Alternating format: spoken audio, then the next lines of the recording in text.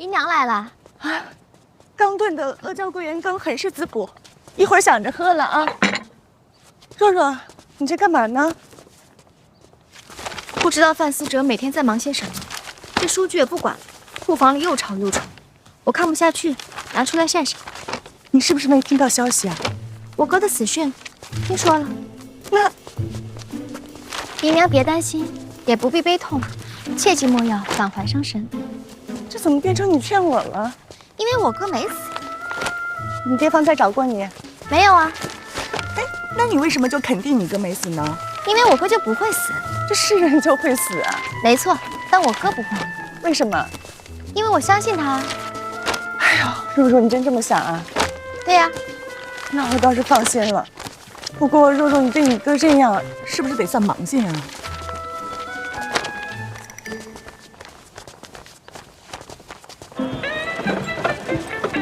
哎，老王，这又到你地盘了啊！你得罩着我。大人有所不知，自从我跟了大人，我这地盘早让新人给占了。我这还怕碰见老人把咱给认出来。嚯，这还真有人学我当年在这卖图啊！这市场有需要啊！啊？什么市场4两了，4两了！这图现在都开始竞卖了。5两啊！快，让我看看这5两的图什么样。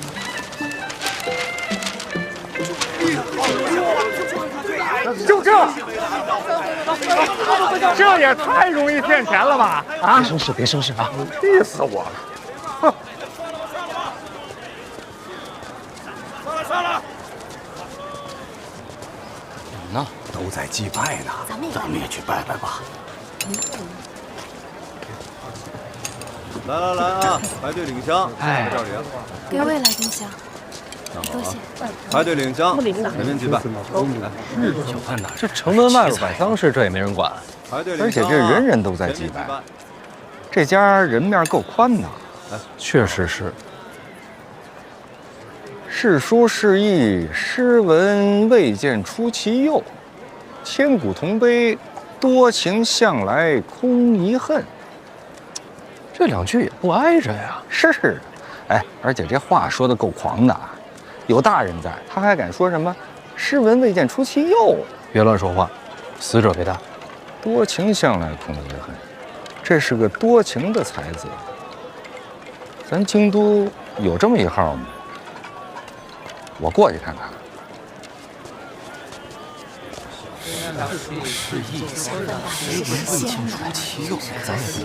大庆栋梁范安之之灵位，也姓范。范安之谁呀？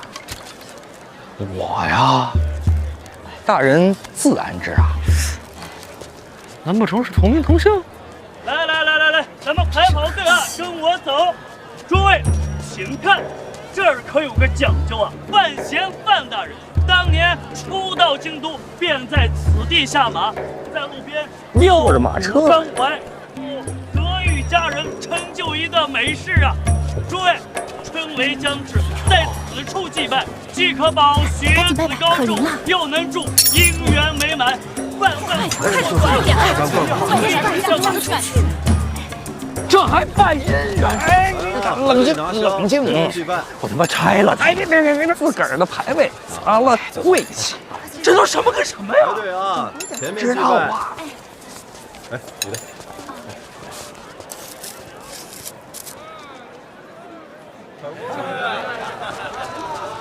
这阵仗不比过年热闹？哎呀，不愧是我呀！来，诸位请看，范闲范大人曾在此处一饮酒，一茶，吟诗，来，既盛时分。大人真来过？过时。小范大人亲笔善念，绝版一字。字写的还可以啊。小范大人圆满了汉堡嘞！汉堡。汉子吃饱了。哎，客官，小范大人同款香囊，来一个吗？怎么一股五香鸭的味儿啊？哎，这位客官怎么回事？小范大人的同款香囊独有五香鸭。这回看完，范大人的事情来一板，这不要。哎，还有好的呢。红楼的结局篇呢？结局出来了。凭什么结？红楼结局没写完呢，骗谁了你？啊，是，小，就没写完，没写完。你个臭三角！向范大人生前研制的毒药，蛇虫鼠蚁全部杀掉。不要贩毒啊！不要贩毒！不要贩毒！全部都被换了新鲜的水果。本店新鲜3了，好吃味美，口味众多。饭前范大人驴友光顾，赞不绝口，来看一下。哎，大人，什么时候你也带我尝尝来呀？等我活过来，3奶管够。大人半道假死，那消息甚是隐秘，这怎么都传开了呀？这件事除了咱俩，就只有老二最清楚。2殿下传出去了，想不明白，他这么做图什么呢？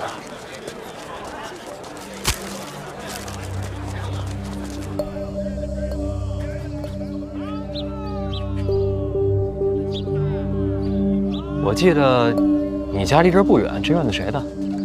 也是我的。能查到你名字？查不到。大人，请自便啊。这院子呀，本主是个园丁啊，他跟我借钱，结果呢没赚到钱，便把这小院啊抵给我了。您猜猜这是什么？这不就是个窑炉吗？嘿嘿。哎呀，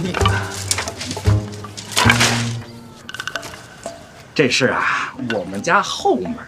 我挖了坑道，直接通到我家院内，即使有人滋扰啊，我都可以进出自由。范闲之死，天下震动。如果这个时候我们在京城把这个人给找出来，那欺君罔上的罪名，就算是坐实了。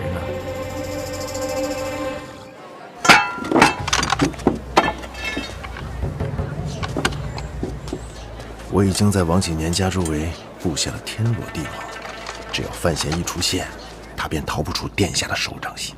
王启年是范闲的心腹，又在京都多年，除了他，范闲无人可用。大人看啊，这外边，这路啊四通八达，而且都是通往城外的。这真遇上什么事儿了，咱逃跑方便。可以啊，安全院。安全院，这称呼贴切啊！可还有监察院啊。范闲可是监察院第4，回监察院，那就不仅是欺君的罪名。真要如此，这棋局的胜负就算定了。哎，我不记得监察院麾下有这习惯啊。原来呀，是没有啊。可是自从呢启年有幸遇见了大人，大人便温暖了启年的天空啊。啊，可是这每天过的呀，也真的是够刺激的。来，大人，您坐。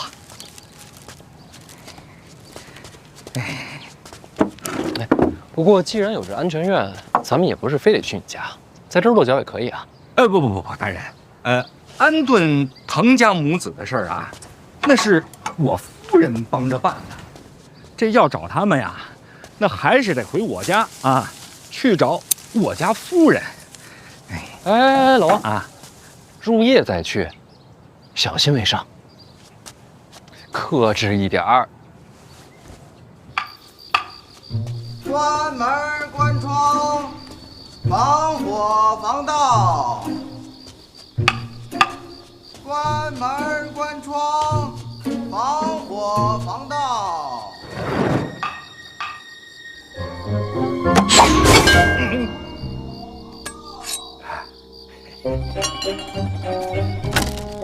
回家真好。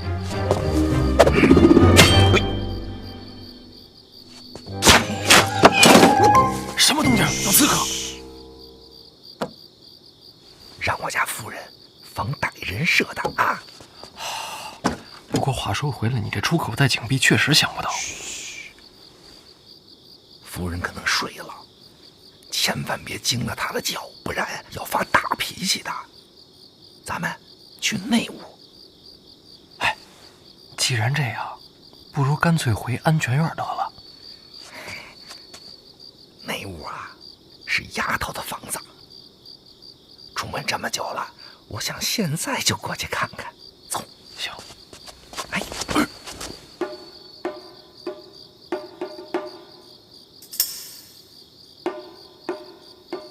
这儿啊，绑着刀呢，迈过去。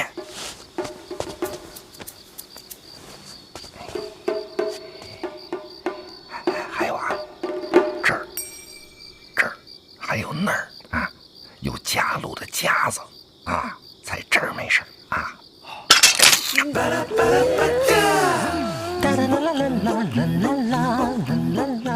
夫人这是换地方了，大人啊，要不然我背您过去吧。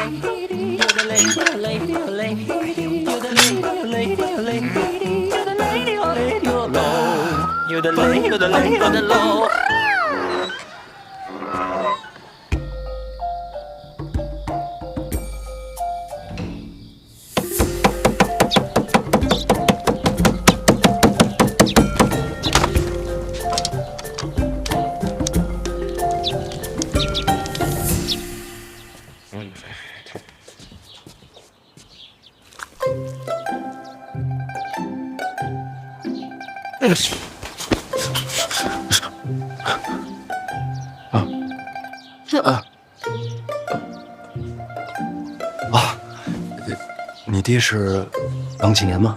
嗯。我是你爹好朋友，你叫我叔叔就行。嗯。给我的。嗯。啊，那谢谢你啊。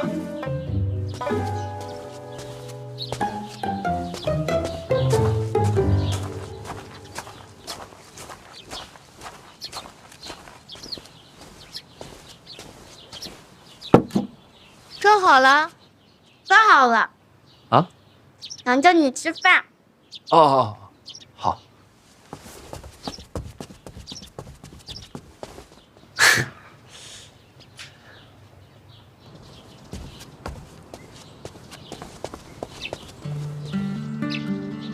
小范大人吧，我是启年的发妻。千万莫叫大人，我跟老王过命的交情，按道理我得叫您声嫂子。大人请坐。启年一早出门给大人办事，我们不必等他。也是他不小事，早上才跟我说大人来了，都没准备。自家熬的粥，怠慢大人。千万别这么说，是我麻烦夫人。有肉，那可真好。你叫什么名字？爸爸。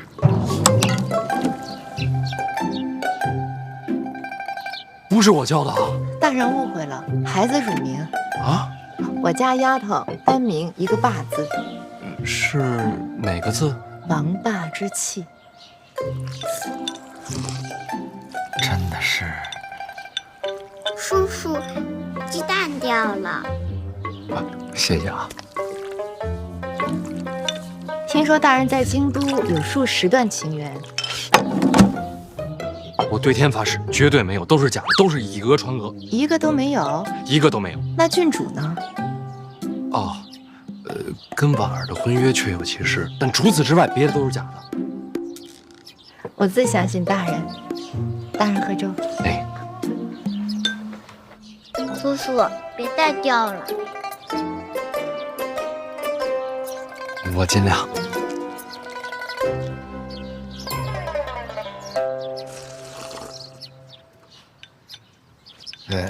孩子这名字挺特别的。刚有身孕的时候，启年选的，没想到是个丫头。那怎么没换一个？名字硬气，命也硬些，能平安长大。好名字，好寓意。我也觉得自己的名字好。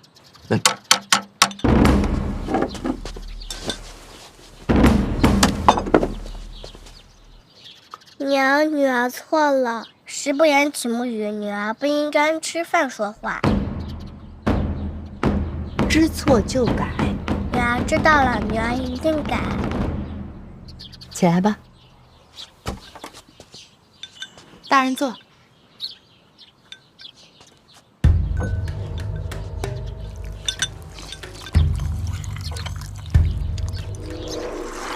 说孩子呢，大人不用拘束。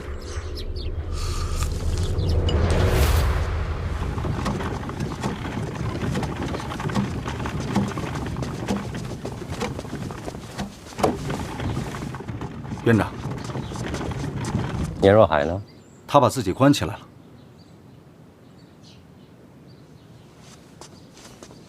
去看看。哎，大人别动，我帮着一块收拾吧。听启年说，大人要交房钱。他是这么说的。1天1两，说是补贴家用，没这回事吗？有这回事，房钱得交。那就没有理由让大人帮着做事，不然这钱收的坏了规矩啊。大人请坐。爸爸陪叔叔聊天。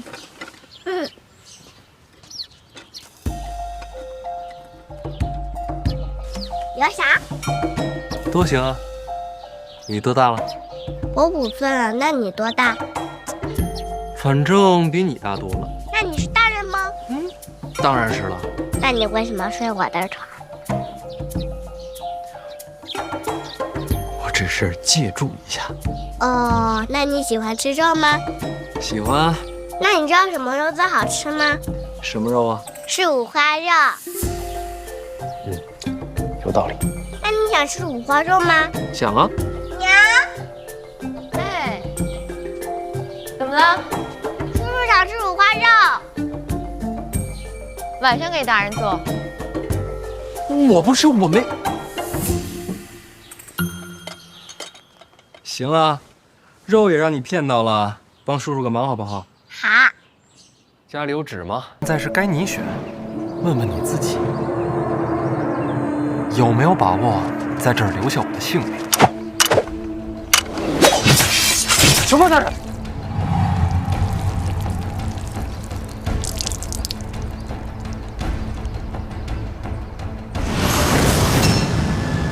这就是我的决定。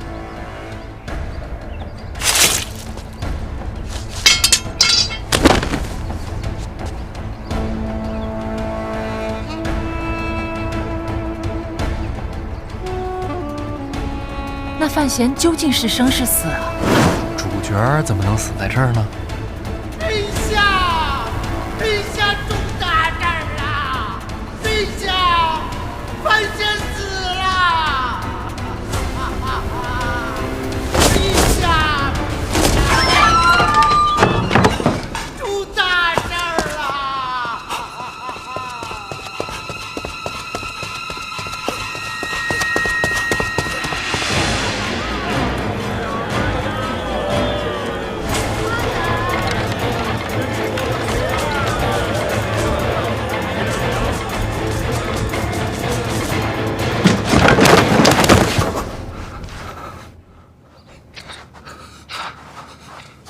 院长，院长，快别管我，召集检察院所有的人集合，快！是，快去！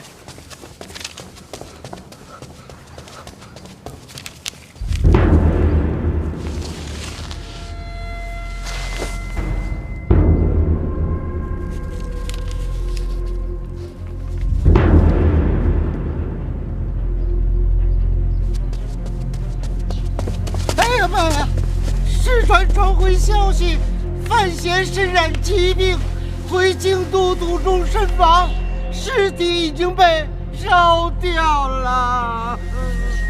传陈平了。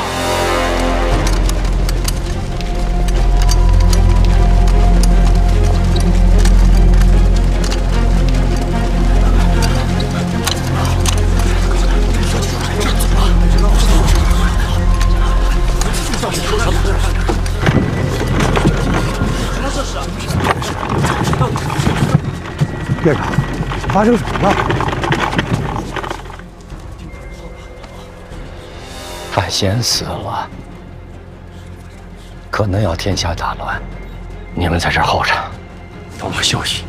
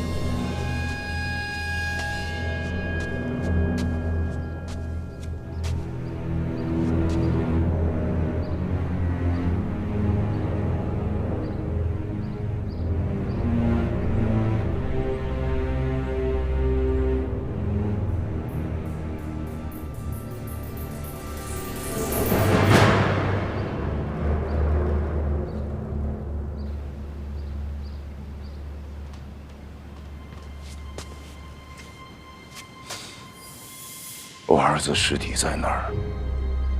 不知道，不知道。你凭什么不知道？是你们让他接受监察院，是你们逼他出师背旗，也是你们撤走黑旗，让他以命犯险。现在人死了，剩下的就只有一句：不知道。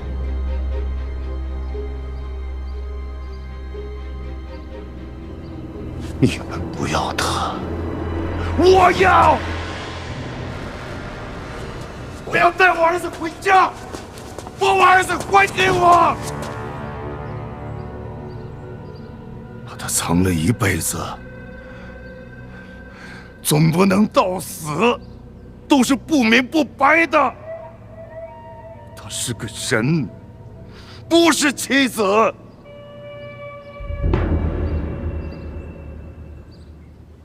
我把命赔给他。行，你现在就死吧！不行。怎么？怕死啊？一个人的命太少，我死之前总要求一个善恶全消。欠他性命的人，我都应该带走。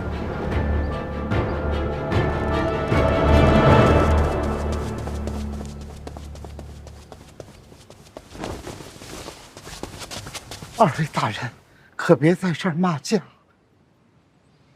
陛下人呐，陛下不见。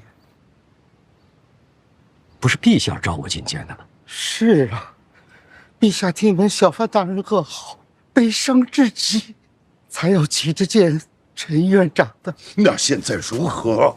现在看了第二份飞鸽传书，就沉默不语，谁都不想见了。第二份。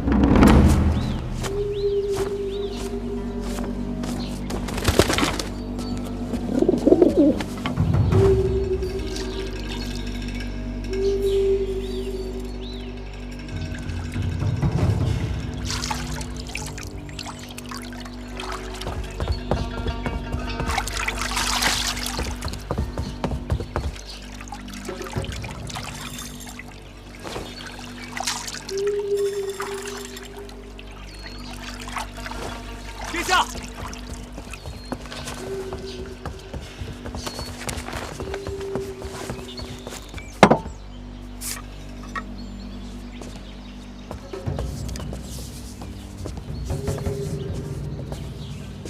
一等听命。谢必安的信中，范闲的消息，替我看看。这无妨。信得过你。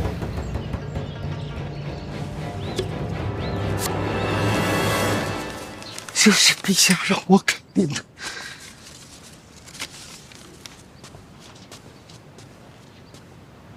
严明云是你监察院的人。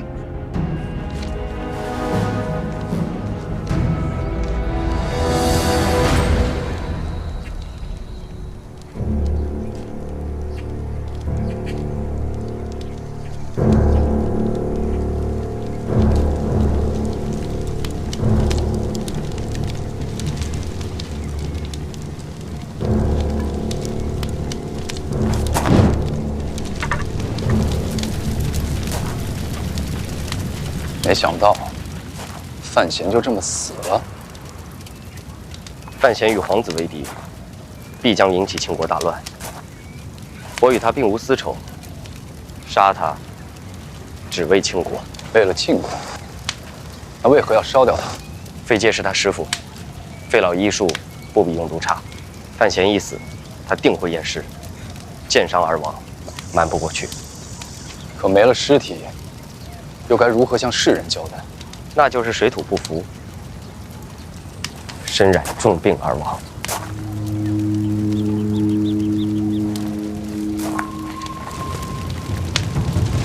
谢必安说范闲死了，尸体已经烧了。谢必安杀的？不是，严冰云背后出剑，暗算得逞。严冰云杀范闲？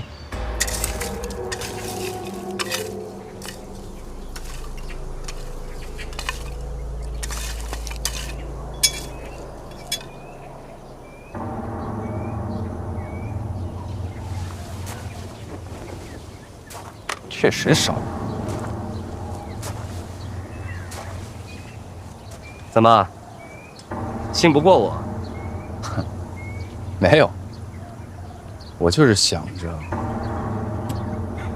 装点留个纪念。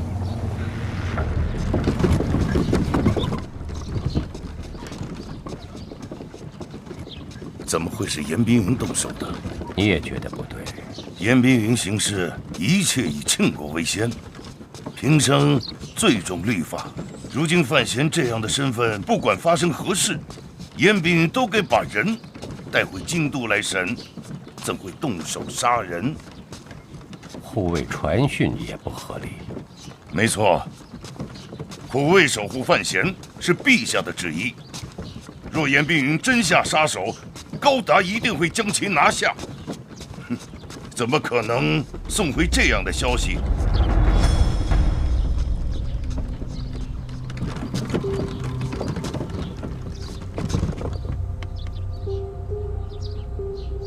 难道消息有问题？难道是假死？有可能。这小子闹什么假死？你说他这么做是为了什么？为什么已经不重要了。此刻的范闲，万劫不复。陛下，他这是欺君。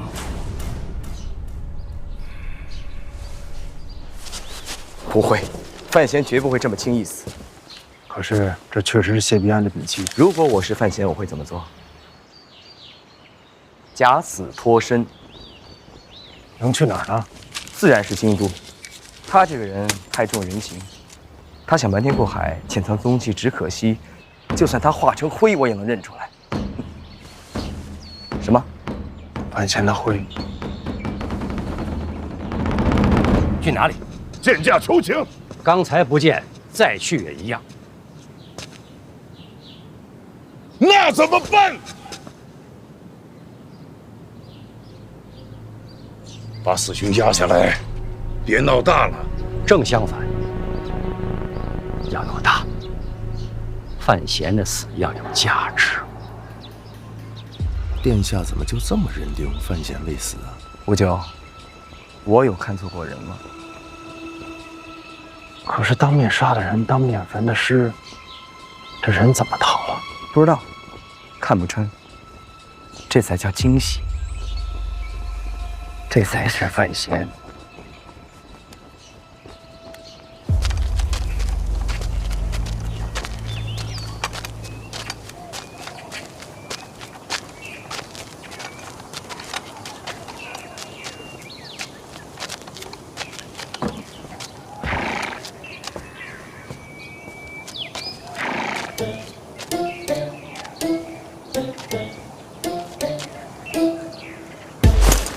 还给你，我看看这剑啊。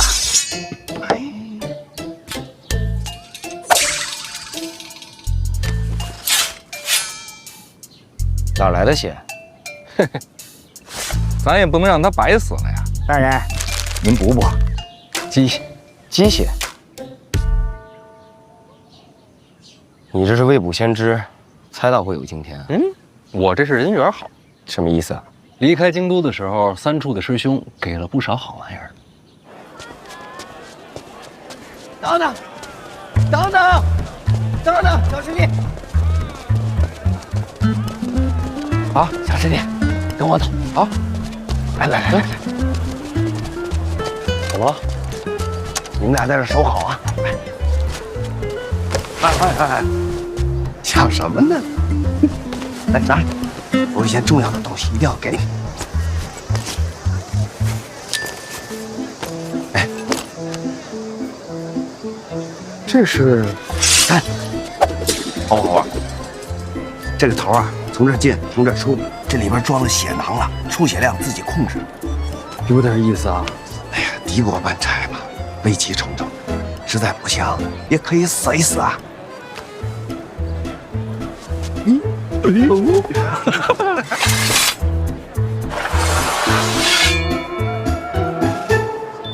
谁能想到，在北齐没用上，用在自家人手里了？你脸还没擦呢。他这是故意的，显得自个儿辛苦。哎呀，不辛苦不辛苦，为大人做事情啊，我心甘情愿，赴汤蹈火，在所不辞。亏你想得出，还准备了一把火。不烧不行，谢必安定会仔细检查。也是辛苦老王啊，还得在下边挖个坑道，在下边等我。哎呀，接应大人嘛，何其荣光！那骨灰哪来的？大人有所不知啊，咱们使团这一路上啊，备了2车吃食，我在里面呢找了半扇风干猪，把这猪烧完之后吧，那个头大小跟大人差不多。哎，大人，我错了啊，我不能拿您跟猪比啊！不，这话说的，大人您要生气的话，您踢我2脚。来，行了，你这演的可不如小严公子啊！我哪能跟小严公子比呀？小严公子那演的那跟真事儿似的。其实还是有破绽。什么破绽？这种温度的火要想把人烧成灰，这么会儿时间可做不到。不过我想了想，谢必安一个使剑的，烧人未必拿手，他想不到。你烧人拿手？我家大人烧什么都拿手，这鸡就是我跟大人学的。我家大人那是秀外慧中，样样精通，这还押上韵了。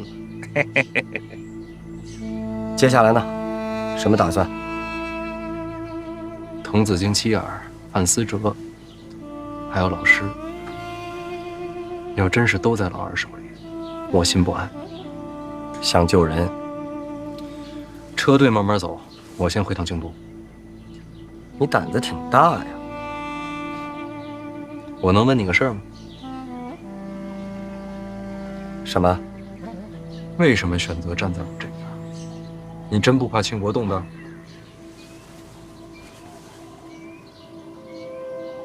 监察院从不受威胁，我等行事皆为庆国。李承泽可是庆国皇子，身为皇子，却与北齐相勾结，暗中敛财，其心可诛。我忠于庆国，忠于陛下，至于皇子嘛，哼。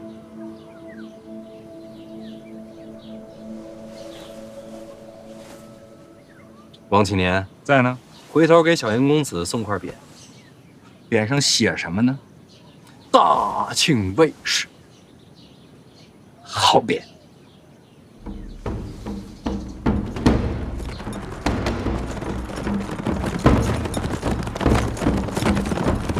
想死我了！爹爹早上啊，看你睡得香，就没舍得叫你。想死我了！先忙正事儿。夫人辛苦了。小娘娘，去。夫人辛苦了。大人您要的东西。这外边情况可是有点不对呀。怎么了？滕家蹊跷的消息找到了？还没找着呢。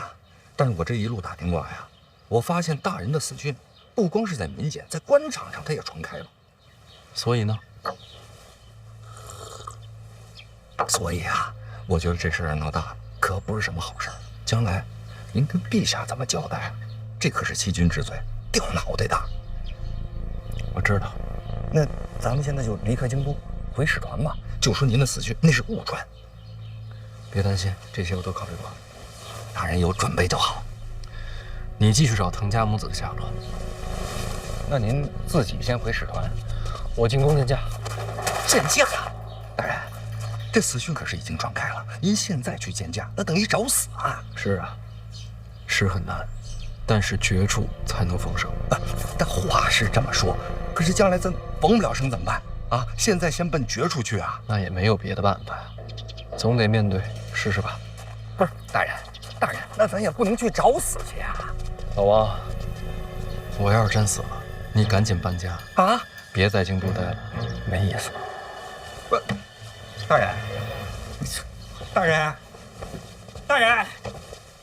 人，您一定要逢生啊！我记得你跟我说过，小范大人聪慧无比。那是自然啊，小范大人何许人也啊？那是聪慧绝伦呐。那还担心什么？他选的这条路，他是条死路啊。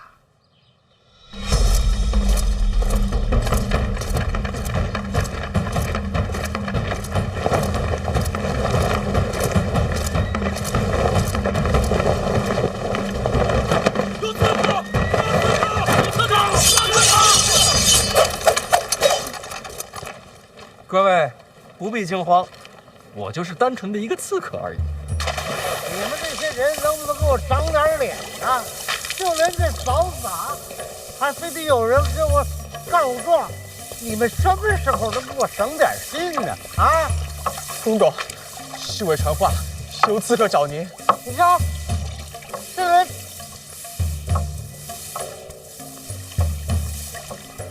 你说什么东西找我？侯公公，侯公公，他对宫里各处细节都熟，不像外人。咱们想着还是请侯公公亲眼看看再说。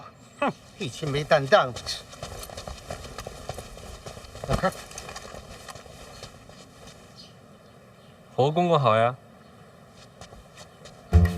不，散开，散开。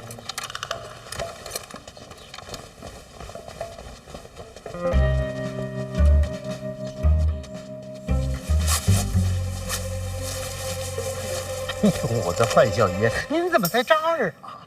麻烦侯公公帮我传句话。传什么话啊？我要见驾呀！万万不可！陛下现在正在震怒，你要见驾就是个死。麻烦侯公公帮我转告陛下，我确实有苦衷，只见一面。我的范小爷呀，就算我求救你了，走吧。您就帮我传一句话就行。陛下现在正在气头上，我要常听你传这话，我就得陪你一块掉脑袋。说句老奴不该说的话，现在这个局面，你若是不走，就是绝路。你现在还蒙上病，顺着原路出宫，我老奴就当没见过你。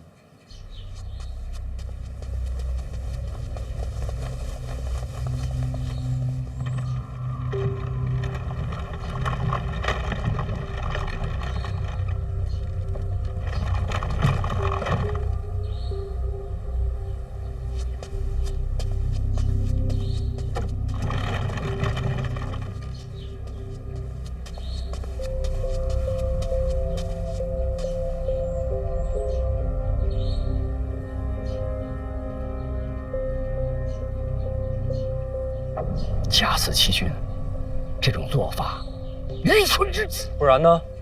我还能怎么做？就是有天大的事情，也应该熬到回京。人命关天，我等不及。难道你的命不是命？所以呢？陈院长现在就是取我性命来的。现在的处境，你应该自己清楚。我知道。这是什么？所有人都告诉我，现在见驾必死无疑。我唯一的活路就是离开京都。离开京都，与死无异。照你这么说，一条活路都没有了。说对了，见驾就是去死。你要想活，就必须先死。只有拼死见驾，你才有活的生路。如果陛下这次不杀你，你就可以熬过一劫。可是我现在根本就见不到他。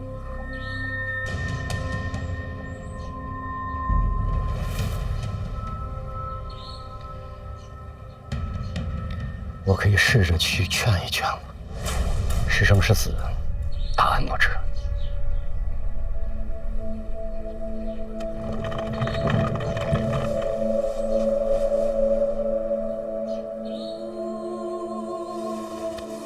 我知道你现在不信任我，这样很好。如果你一直还是盲信于我，那真的完了。但你如今没得选择。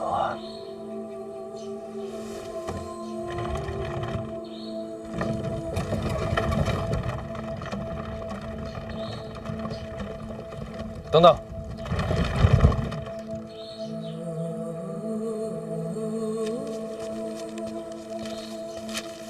帮我把这个交给陛下，不用打听，我不需要知道什么。萧恩临死之前透露了神庙的秘密，神庙之事，陛下不谈，绝口不讲。如果今天陛下见你，你一定要记住，在你没有确定名正言顺地活过来之前，不要见我。你做的是你救的人，我也不会帮你。就当京都无缘相助，只有你自己。其他地方我也不能去，别回范府，别来找我。其余的事情你自己决定。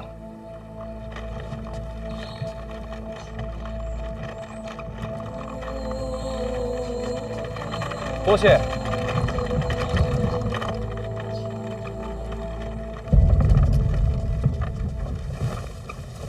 臣觐见陛下。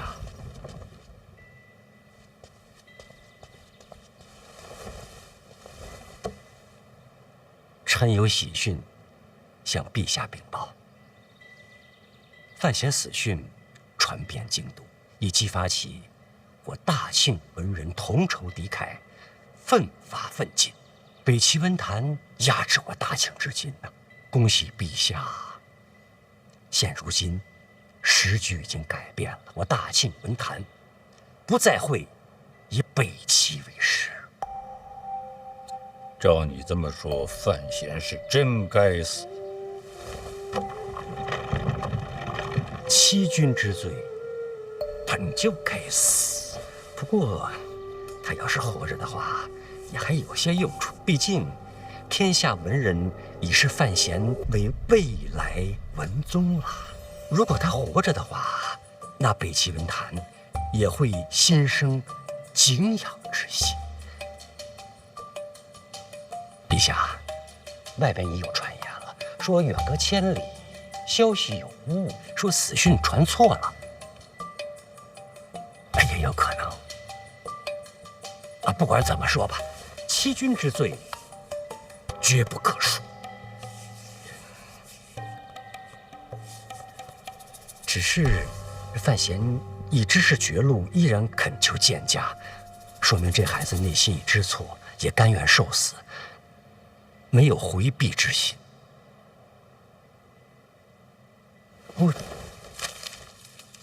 您看，这是这孩子给您准备的礼物。您说这孩子北齐遇险，生死一线，可心里牵挂的还是陛下。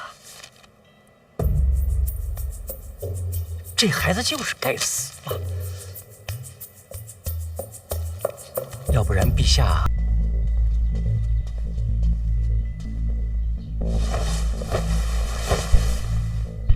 罪臣范闲，假死欺君，罪无可恕，死不足惜。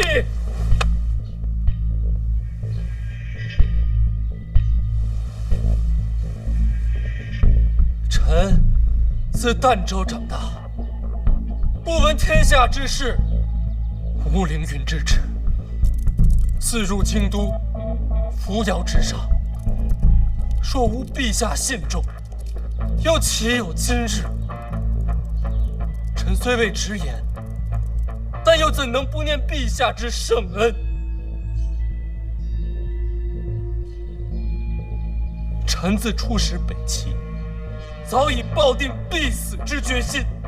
所谓生死，又怎及陛下信重之万一？今日见驾，不为其他，只愿将臣北齐所知之事托付陛下，切莫因臣一人之身死，牵累国事。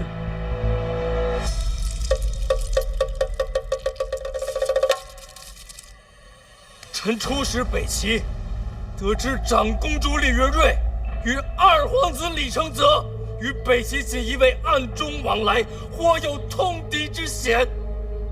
臣随使团归途中，遭李承则手下以臣身边亲友相逼，逼迫臣俯首听命。臣无奈之下，只好假死脱身。虽有缘由，终究荒唐。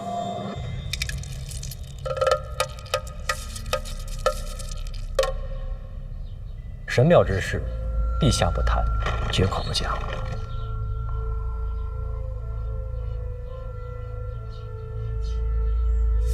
除此之外，萧文死前向臣透露，神庙之所在就在极北之地。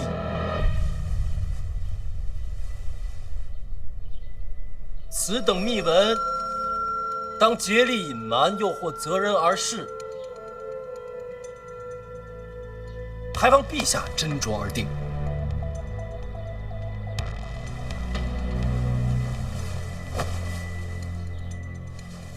臣在北齐所知所闻，如今已尽数告知陛下。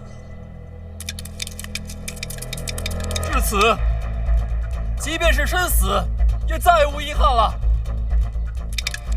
唯一可叹的是，生死一别，再无机会为庆国尽心，为陛下尽忠。臣死后，若是魂魄有灵，亦将护佑庆国，护佑陛下。愿庆国四海归一，愿陛下无病无灾。臣言已尽，俯首领死。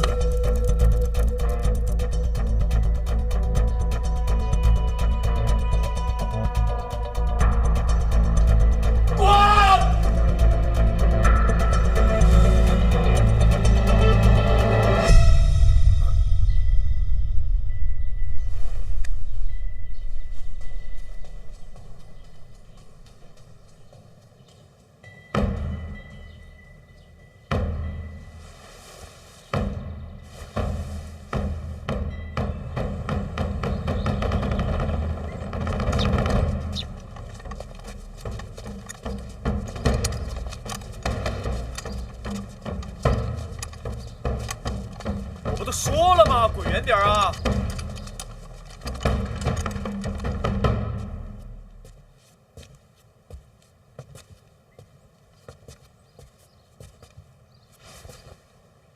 好久不见，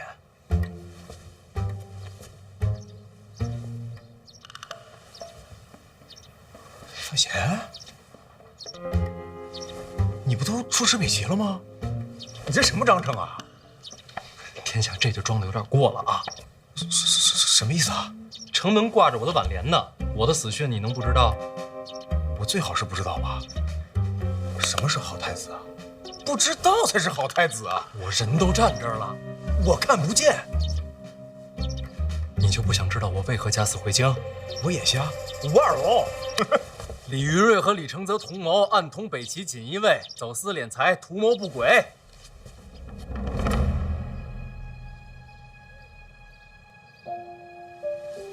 老二心机重，内库财权，他可一直惦记着呢。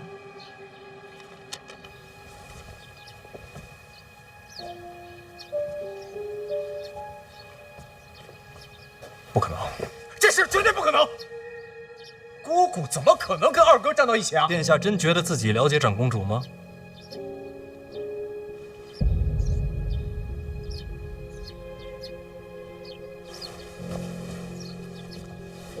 你从哪儿得来的消息啊？北齐锦衣卫镇抚司指挥使沈仲有事吗？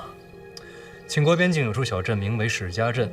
北齐走私物资运往境内，多在此处囤积转运。把这镇上的商铺查一遍，就能真相大白。也就是说，你所有的消息都是这个叫沈仲的人给你的，对吧？北齐小皇帝帮我查。小皇帝凭什么帮你？我接了走私的买卖，所以李承则想杀我。我派人连夜赶往史家镇。殿下这会儿不聋了。生死存亡，顾不了那么多了。我送你回使团呀。暂时还得留在京都。那你可以藏在我这儿。心领了，我有自己的事儿。你现在生死攸关，有任何需要尽管开口。那就先多谢。殿下，你我合作，切不可让李承则知道。那是自然，绝密啊！方才那些护卫，我关他们一段时间。想不到有朝一日，你我二人为联手啊，各取所需罢了。保重。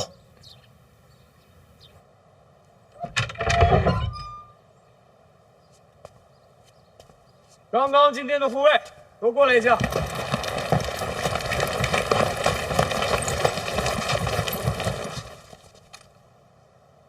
哎，都齐了吗？齐了。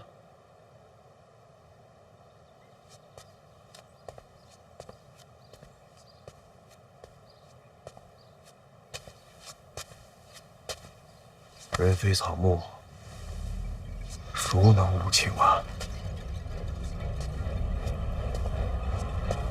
都跟了我这么多年，留个全尸吧。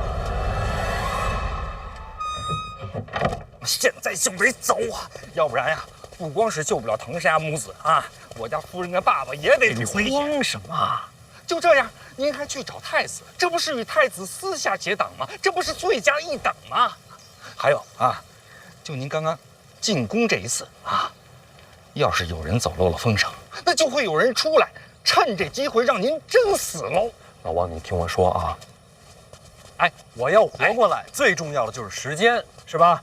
要是在使团回京都之前，我再活不过来，再想复活，我就有困难了，所以我才去找太子啊。哎，这太子他能让你活过来呀？不是太子能让我活过来，是时间紧，任务重，咱们要查的事情太多，靠我一个人不行，所以得分工合作。我让太子釜底抽薪去查老二走私，咱们两个负责查藤家母子下落，查清楚了才能回使团。那要是查不出来呢？那就破罐破摔，都得死。大人，不至于吧？那我家不至于，爸爸，那就不至于啊！办法总比困难多。话说回来，你查的怎么样了？倒是有些消息了。我问了，这费介费老啊，不在京都，是去执行公务了，安全。还有，思哲少爷吧，也是安然无恙啊。我问了，说他总是早出晚归的，也不知道在忙什么，但是没有被挟持的迹象。所以失踪的就只有藤家母子。他们倒是也有消息了，有人看见他们被带走了。看到带去何处了吗？抱月楼。抱月楼，什么地方？青楼。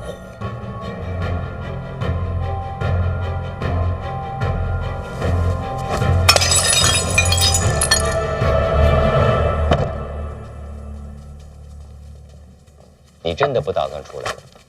也不知道要待多久。先搬点进来，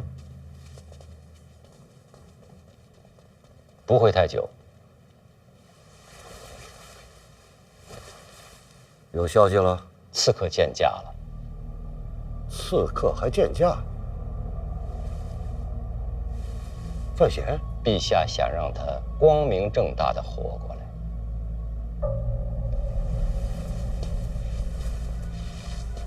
那他时间可不多。使团抵京，一切尘埃落定，他可活不过来了。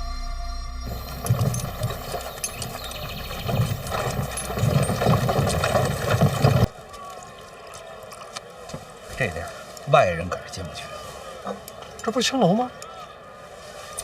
是青楼，但是规格高，挑客人必须得是有身份、有才华。才给你发凭证，你有这凭证才能进他这楼啊。据说这楼里边比其他青楼更安静、更高雅些。好，还是这会员制？何为会员制？没什么。那这凭证，这凭证可是不好弄啊。但是我刚才问了，咱现在有一个天赐良机。什么良机？悼念诗仙，寄托哀思，就是纪念您。所以靠纪念我就能进抱月楼？哎，纪念的好的就给发这凭证，有了这凭证，你才能进这抱月楼。那怎么叫纪念的好？诸位，我们今天依旧请到了3位德高望重的大人，跟我们一起见证追思盛况。开始了，开始了！看盘追思者获得3位大人的共同认可，皆可获雅士帖、平帖，进入抱月楼。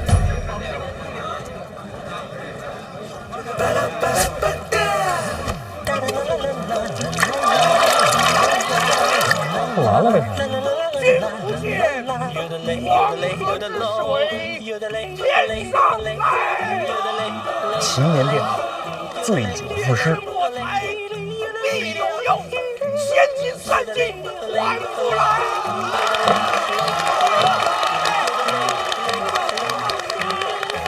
这就是模仿追思追得好的，这怎么听着怪怪的？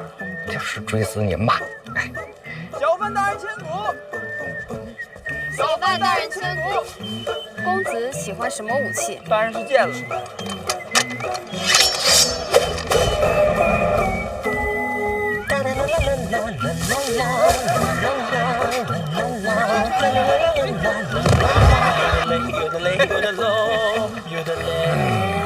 尴尬，因为这就属于追思的不行的模仿秀。就模仿我大概明白了，秀是从何而来？秀就是瘦。嘿嘿，您是比我瘦。说惶恐。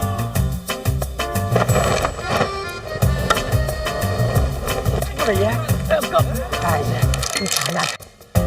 身无彩凤双飞翼，心有灵犀一点通啊！我再来，我再来，再给我一回这个玩笑。我想不想？我想不想？你看，这就属于追思追的不好的，模仿瘦他瘦的不好的啊。您说这是不是天赐良机啊？学诗仙，他谁能跟您自己比？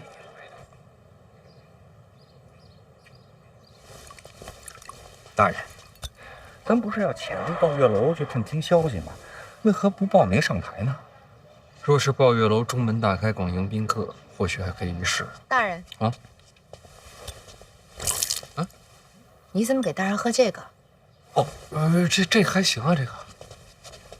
哎，夫人，哎，我来。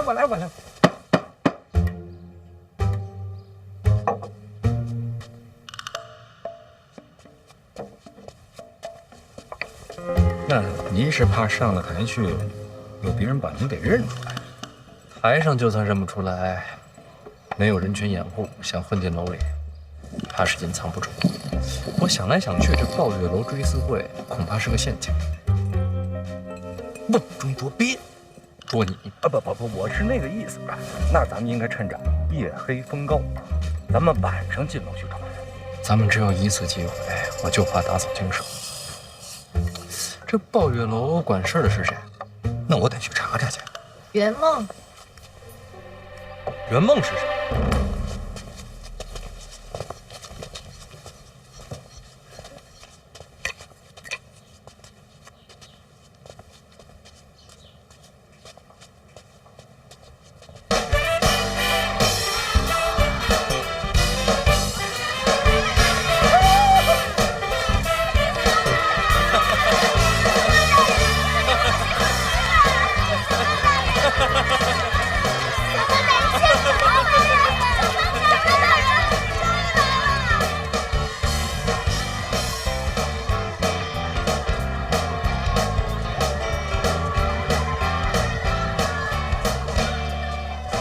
圆梦，袁大家，曾是流金河夸魁，4里里之前属他最具盛名。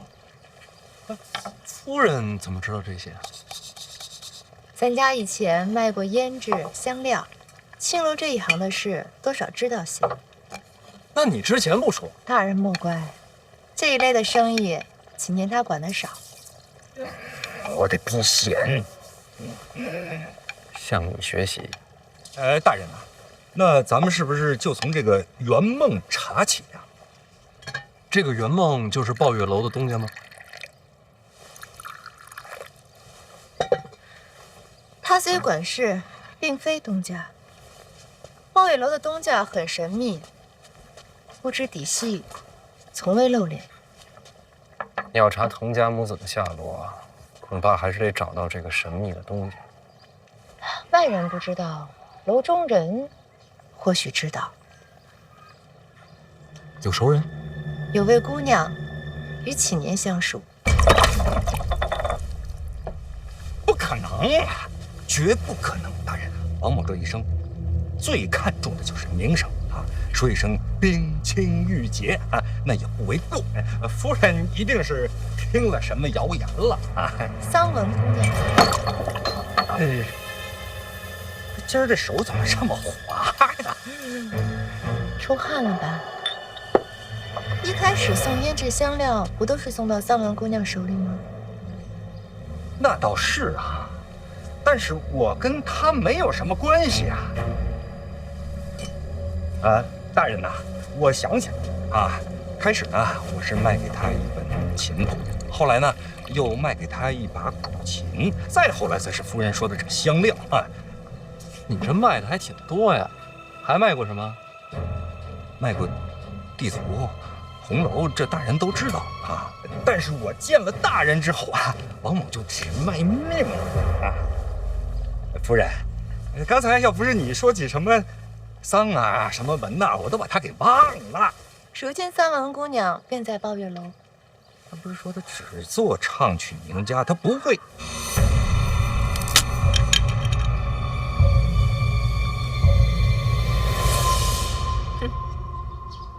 大人万幸啊，启年看来是没忘干净，想必能帮大人搭上这条线。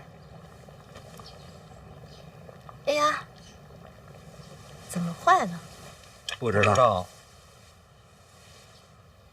我去换一个。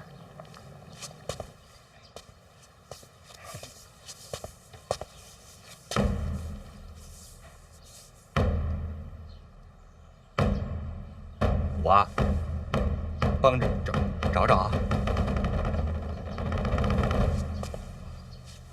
这茶要不咱们……哎，对，啊，还是得喝，客随主便。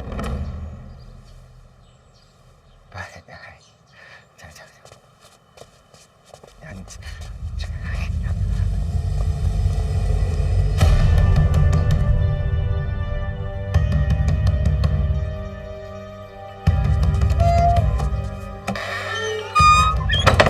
勺放哪儿了？哎呀，在这儿呢。哎呀，去吧，大人等着你聊三姑娘。不是，我真的跟他不熟啊。再说人家在抱月楼呢，对吧？我就是想见，我也没有机会见。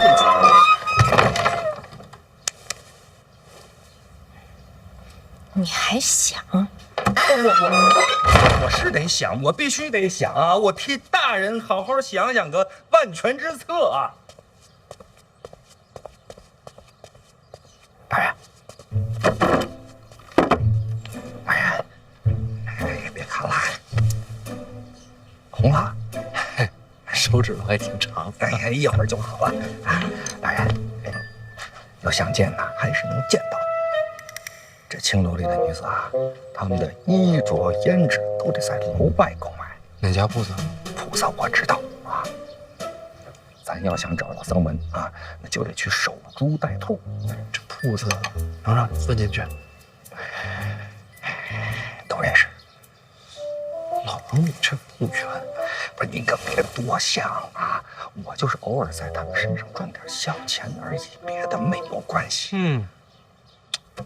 这不行。